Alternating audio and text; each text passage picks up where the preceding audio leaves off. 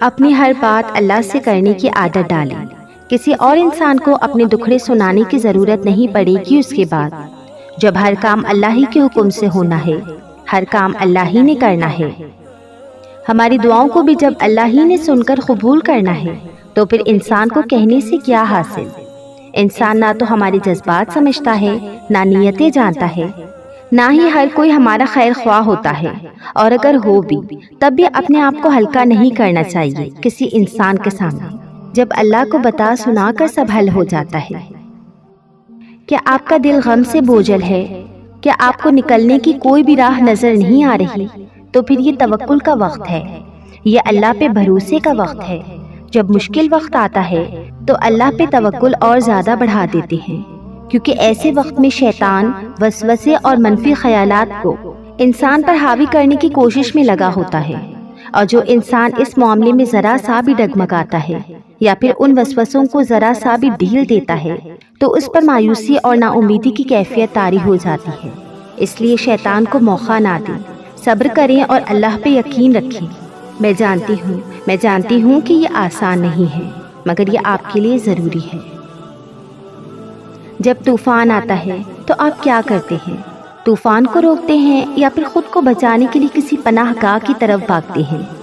آپ خود کو بچاتے ہیں۔ کیوں؟ کیونکہ آپ طوفان کو کنٹرول نہیں کر سکتے۔ بالکل ایسے ہی ہماری زندگی میں جو آزمائشیں آتی ہیں وہ بھی طوفان کی طرح ہوتی ہیں۔ ہم انہیں اپنے قابو میں نہیں کر سکتے اور نہ ہی ہم انہیں روک سکتے ہیں، لیکن ہم اپنے آپ کو بچا سکتے ہیں کسی محفوظ پناہ گاہ ڈھونڈ کر، اور ہماری سب سے محفوظ پناہ گاہ ہمارا رب ہے، اور اس پناہ گاہ تک پہنچنے کا ذریعہ نماز اور صبر ہے۔ اور ایسا نہیں ہے کہ وہ کہانیاں بدل نہیں سکتا یا وہ نہیں کر سکتا جو تم چاہتے ہو، وہ سب کر سکتا ہے اور وہ کرتا ہے ہر چیز ایک بہترین طریقے سے، بہترین وسیلے سے۔ تمہیں نہیں لگتا کہ اگر تمہارا کوئی ناممکن سفر ہے زندگی کا تو اس سے وہ تمہیں کیا سکھاتا ہے؟ جو سفر شروع میں تو حسین ہوتا ہے لیکن اس کا انجام حسین نہیں ہوتا۔ ایسے سفر تمہیں تمہارے ہر سوال کا جواب دیتے ہیں، تمہیں جینا سکھاتے ہیں، صبر کا اور اپنے رب پر یقین کا ایک نیا درجہ دیتے ہیں۔ ایک وقت آئے گا جب تم اپنی زندگی میں آنے والے سب غم بھلا دو گے، تمہاری زندگی کے سارے غم خوشیوں میں بدل جائیں گے۔ تم تکلیف کو اور تکلیف دینے والوں کے نام تک کو بھول جاؤ گے، پر تمہارا رب نہیں بھولے گا۔ ہر اس تکلیف کو جب تم نے اس کے سامنے سجدوں میں آنسو بہائے، تمہارا رب نہیں بھولے گا، یہاں تک کہ ان کو جنہوں نے اپنے لفظوں اور لہجوں سے تمہیں تکلیف پہنچائی، ان نیند سے خالی راتوں کو جن کو تم نے بن سوئے اذیت میں گزارا، تم بھول جاؤ گے، تمہیں دکھ دینے والے بھی بھول جائیں گے، پر اللہ نہیں بھولے گا۔ اس کے سامنے بہائے جانے والے آنسو کا بھرم وہ کبھی نہیں توڑتا۔ وہ محبت تو سب سے کرتا ہے، مگر چنتا صرف اسے ہی ہے جو اس کی طرف آنا چاہے، اور جو اس کی طرف آ جائے وہ کبھی واپس خالی ہاتھ نہیں لوٹتا۔ وہ تھام لیتا ہے، وہ کسی کا صبر، کسی کی زیادتی سب یاد رکھتا ہے، وہ کسی کا اجر کبھی ضائع نہیں کرتا، وہ بدترین سے گزار کر بہترین عطا کرتا ہے۔ حضرت یعقوب کا کبھی منظر تصور کیا ہے؟ جب حضرت یوسف کو دیکھا ہوگا تو کیا محسوس کیا ہوگا؟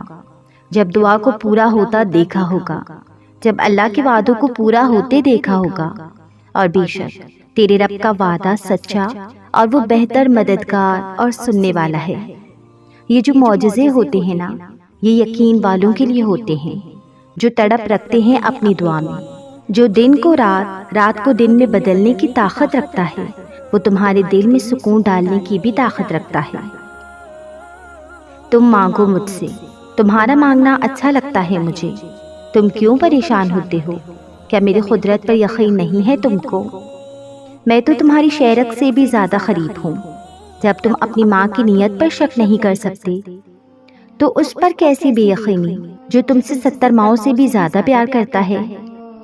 حضرت علی رضی اللہ تعالی عنہ نے فرمایا، جب تمہیں لگے کہ تمہارا کوئی نہیں ہے تو آسمان کی طرف دیکھنا، وہاں وہ ہے جو ہمیشہ سے تمہارا تھا اور ہمیشہ تمہارا رہے گا۔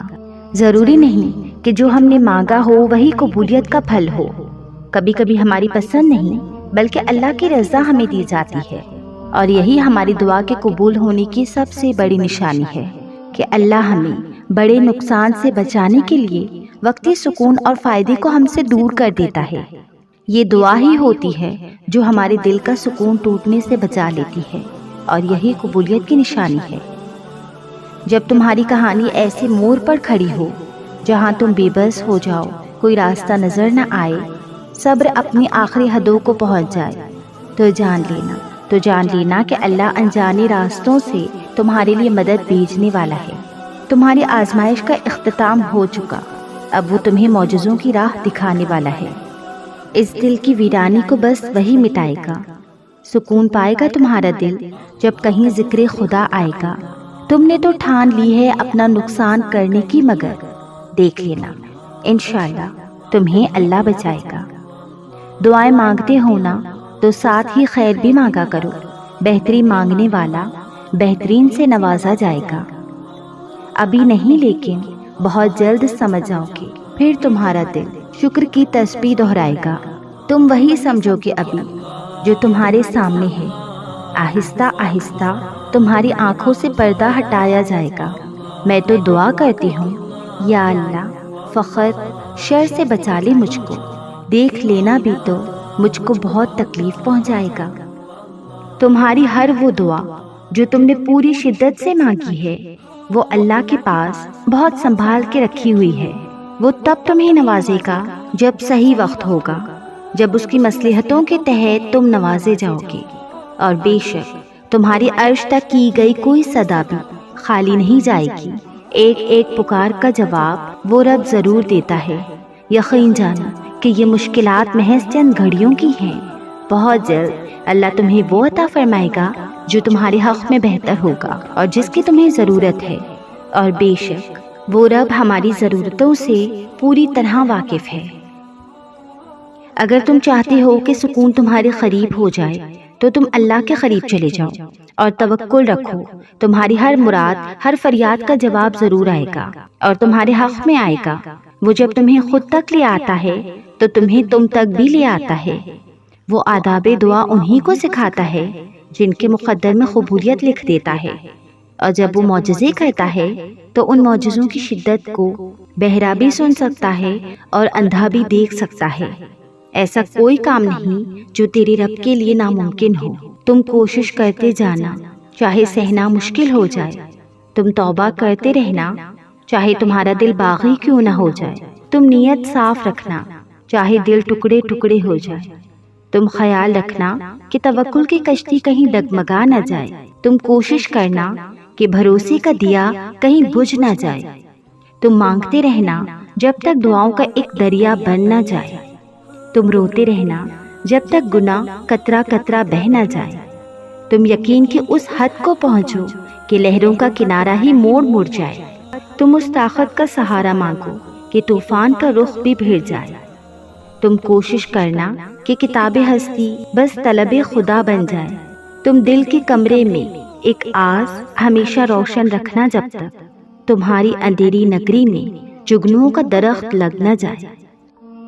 اللہ تو سب جانتا ہے، یہ سوچ کر میں نے لفظوں کو کبھی ترتیب ہی نہیں دی۔ تھک جاؤں تو سر کو سجدے میں جھکا لیتی ہوں، نہ مصلحتوں سے لڑتی ہوں، نہ حالات کا شکوہ کرتی ہوں، نہ اپنوں سے امید رکھتی ہوں، اب نہ غیروں سے کسی درد کا ذکر کرتی ہوں۔ غموں کو ہنسی میں اڑا دیتی ہوں، ٹوٹ جاؤں تو نم آنکھوں سے مسکرا دیتی ہوں۔ یہ رنگینیاں، یہ موسم مجھے نہیں بھاتے، بناؤ سنگار کی مجھ کو عادت ہی نہیں۔